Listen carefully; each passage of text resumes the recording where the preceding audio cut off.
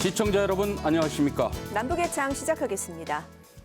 지금 하와이에선 세계 최대 해상훈련인 림팩이 진행되고 있습니다.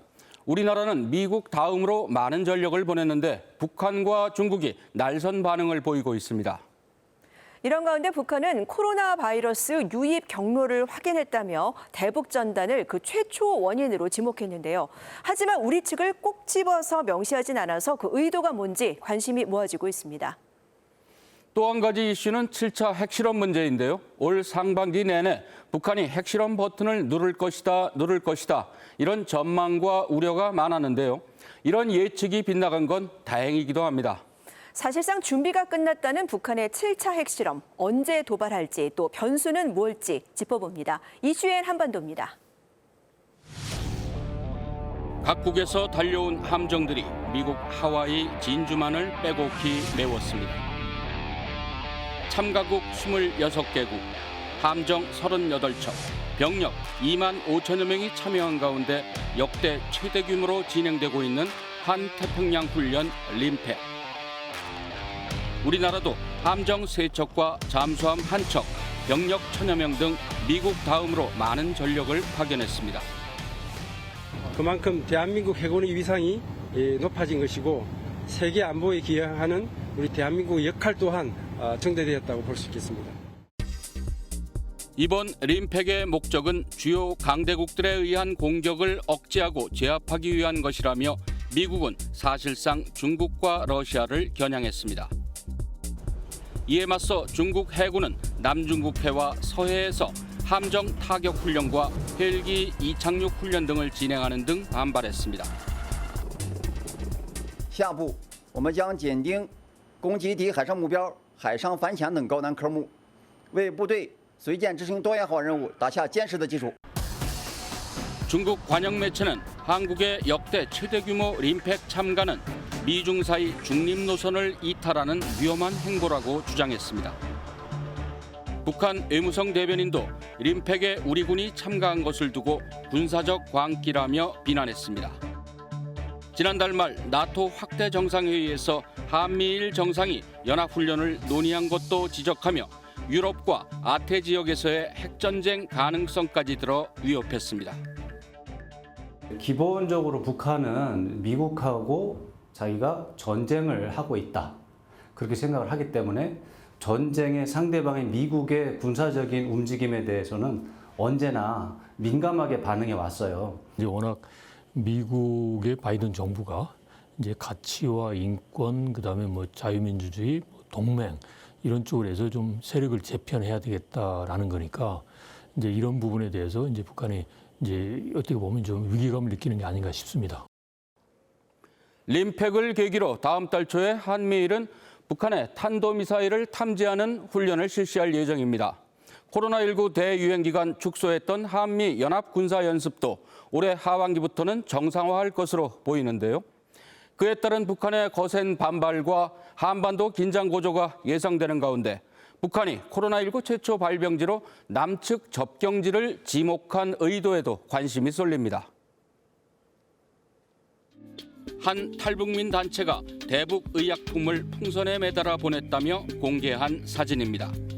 중국에서 유입된 악성 전염병을 대북 전단에 전가한 궤변을 규탄한다는 대형 현수막이 걸려 있습니다. 앞서 북한은 관영 매체를 통해 코로나19 최초 발생지가 남쪽과 인접한 강원 금강군 이포리라고 지목했습니다.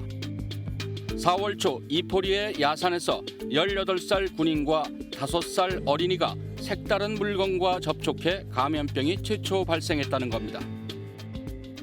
풍선에 매달려 날아든 색다른 물건들을 각성 있게 대하고 출처를 철저히 해명하며 발견 즉시 통보하는 전 인민적인 감시체계, 신고체계를 강화하고 색다른 물건을 구체적으로 밝히지 않았지만 사실상 남쪽의 대북 전단을 가리켰다는 분석입니다. 북한 주민들의 불편함, 그 적개심의 대상을 이제 남쪽으로 이제 돌리는 게 되는 거고, 그리고 또 하나는 이렇게 남조선 사람들은 나쁜 의도를 가지고 있는 거니까 혹여나 이제 북한 주민들 내부에서 남조선에 동조하거나 남조선과 기대해서 뭘 하겠다라는 생각을 하지 마라. 북한은 2014년 10월 대북전단을 겨냥해 고사총을 발표했습니다.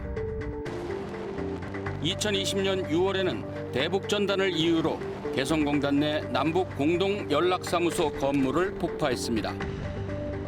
그랬던 북한이 남한이나 대북전단을 명시적으로 지목하지 않고 우회적으로 표현한 이유는 무엇일까? 이걸 직접적으로 안 했다라는 것은 뭔가 아직 여지가 있는 거죠. 그러니까 우리가 예를 들어서 일종의 그 네이밍 효과라고 그러는데 콕 찍어서 해버리면 이제 소위 말해서 이걸 더 이상 다른 걸 선택할 수 없는 그런 이제 하나의 그런 그 유일한 그런 상황으로 갈 수밖에 없는데 북한이 그동안 보여준 여러 가지 행태를 보면 대북 전단이 진짜 의심할 수 있는 상황이 된다면 훨씬 더 강하게 직접적으로 표현했을 겁니다. 일단 북한이 발표한 이 조사 결과는 일단 그대로 북한의 발표를 일단 보고 향후 지켜보는 게 낫지. 이런 가운데 김정은 국무위원장은 당 간부들을 대상으로 한 특별 강습회도 소집했습니다.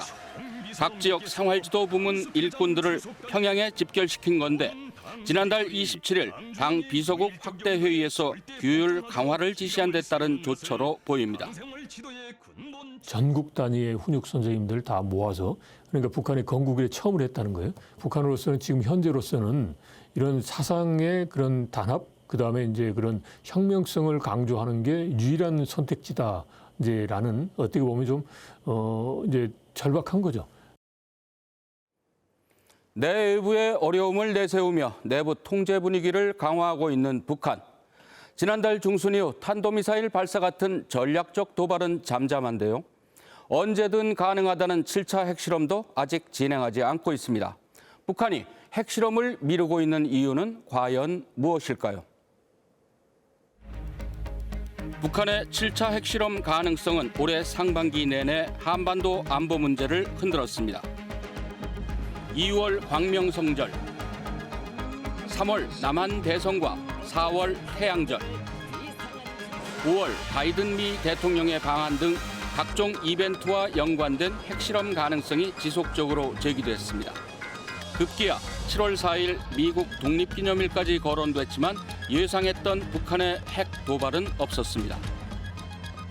마지막 실험을 하고 나서 그 다음에 여진이 났어요. 그 만탑산에서. 그 핵실험 충격이 커서 산의 구조가 그 불안해진 거예요. 2018년 5월에 그 갱도 입구들을 다 폭발을 해가지고 그거 시설 복구를 했다고 하는데 그때 지진으로 무너졌던 다른 갱도가 어떻게 되는지는 아직 몰라요. 난 그래서 물리적으로 핵실험을 할 수 있는 상황이 아닐 수도 있다 이렇게 봐야 되고. 예를 들어서 이걸 핵실험을 해서 미국이 이제 뭐 굴복을 하고 또 북한이 원하는 결과를 가져올 수 있을까? 그리고 또 핵실험을 했을 때 이제 중국과 미국이 지금 유엔 안보리에서 과연 이제 뭐 비토권을 행사하거나 이제 이렇게 할까? 뭐 이런 부분에 이제 복잡해지겠죠. 하지만 북한의 7차 핵실험은 시점의 문제일 뿐 예정된 수순이라는 평가는 여전합니다. 그렇다면 북한은 과연 언제 어떤 정치적 효과를 노리며 핵실험을 강행할까? 지금 하는 것보다는 8월 한미연합 군사훈련을 보고 나서 북한이 최고로 반발할 수 있는 카드로서 핵실험을 남겨두는 것도 북한 입장에서 본다면 전략적으로 가능하겠다. 북한이 핵실험을 주저한 데에는 장마철 등 불리한 날씨 등도 영향을 미친 것으로 평가됩니다. 즉, 장마가 끝나는 이달 말 이후엔 언제든 가능하다는 얘긴데 남은 변수에도 관심이 쏠립니다. 가장 큰 변수는 일단은 지금 그 우크라이나 전쟁일 것 같아요. 아무래도 이제 러시아가 푸틴 대통령이 생각하는 시기에 그런 패권을 강화하는 쪽으로 가면 아무래도 이제 중국, 러시아의 그런 연대가 강화되고 그리고 또 거기에 따라서 북한 같은 경우는 러시아에 대해서 확실하게 편을 섰잖아요. 그러니까 그런 중러에 북한에 대한 지원이 확실할 거고 그러면 이제 뭐 그 소위 핵 실험이나 핵 카드를 가지고 이제 또 이제 국제사회를 흔들어 보려고 하는 이제 그러한 이제 욕심과 그런 상황이 이제 될 수도 있겠죠.